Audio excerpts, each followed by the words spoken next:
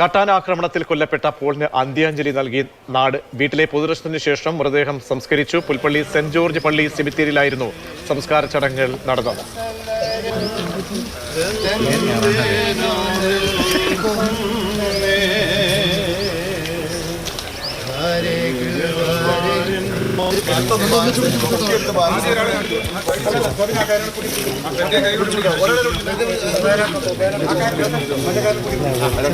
M Kamal ചേരുന്നുണ്ട്. കമൽ, അത്യന്തം വികാര വായ്പോടുകൂടിയാണ് ഒരു നാട് മുഴുവൻ പ്രിയ സഹോദരന് യാത്രാമൊഴി നൽകുന്നത്.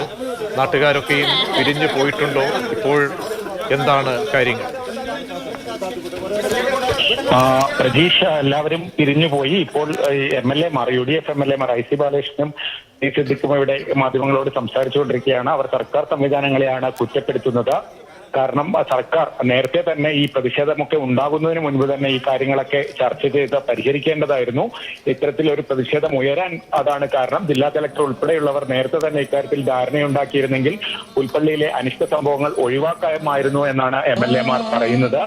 എന്താണെങ്കിലും ഇന്ന് വലിയ പ്രതിഷേധം തന്നെയാണ് പുൽപ്പള്ളിയിൽ ഉയർന്നത്. അതിനുശേഷമാണ് ഉച്ചയോടെ മൃതദേഹം വീട്ടിലെത്തിച്ചത്. അവിടെയും പ്രതിഷേധമുയർന്നു. ഒടുവിൽ പോലീസൊക്കെ ഇടപെട്ടാണ് മൃതദേഹം വീട്ടിലിറക്കി വെച്ച് വീട്ടിലെ പ്രാർത്ഥനാ ചടങ്ങുകളൊക്കെ പൂർത്തിയാക്കിയത്.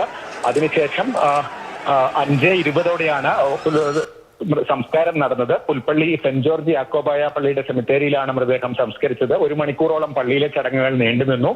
എന്തായാലും സംസ്കാര ചടങ്ങുകൾ പൂർത്തിയാക്കി ഇപ്പോൾ ബന്ധുക്കളൊക്കെ പള്ളിയിൽ നിന്ന് മടങ്ങിക്കഴിഞ്ഞു. കമൽ, എന്തായാലും ഉറപ്പുകളൊക്കെ തന്നെ കുടുംബത്തിന് ലഭിച്ചിട്ടുണ്ട്. അക്കാര്യത്തിലൊക്കെയുള്ള മോണിറ്ററിംഗ് സംബന്ധിച്ചൊക്കെയുള്ള കൂടുതൽ കാര്യങ്ങൾ എങ്ങനെയാണ്? നഷ്ടപരിഹാരം തുക സംബന്ധിച്ചൊക്കെയുള്ള കാര്യങ്ങൾ ADM തന്നെ വായിച്ച് അറിയിച്ചതോടുകൂടിയാണല്ലോ ജനങ്ങളൊക്കെയും ശാന്തരായത്, ബന്ധുക്കളൊക്കെ ശാന്തരായത്. പ്രതീഷ്, ഈ പ്രധാനമായും ഈ ബാക്കിയുള്ള നഷ്ടപരിഹാര തുക സംബന്ധിച്ചാണ് സർക്കാരിൽ നിന്ന് തീരുമാനമുണ്ടാകേണ്ടത്. 10 ലക്ഷം രൂപയാണ് സ്റ്റാറ്റ്യൂട്ടറിയായി കൊടുക്കുന്ന നഷ്ടപരിഹാരം. അത് ഉടൻ കൈമാറുമെന്ന് ADM ഉറപ്പ് നൽകിയിട്ടുണ്ട്. 50 ലക്ഷം രൂപയാണ് ആവശ്യപ്പെട്ടിരിക്കുന്നത്. ബാക്കി 40 ലക്ഷം രൂപ കൈമാറുന്ന കാര്യത്തിൽ മന്ത്രിസഭ തീരുമാനമുണ്ടാകണം. അതിന് ഒരു ഫോളോ അപ്പ് ആവശ്യമാണ്. അതോടൊപ്പം ഭാര്യയ്ക്ക് സ്ഥിരം ജോലി എന്ന ആവശ്യത്തിലും മന്ത്രിസഭ തന്നെ തീരുമാനമെടുക്കേണ്ടതുണ്ട്. ഈ കാര്യങ്ങളിലാണ് ഇനി ഫോളോ അപ്പ് ഉൾപ്പെടെ വേണ്ടത്.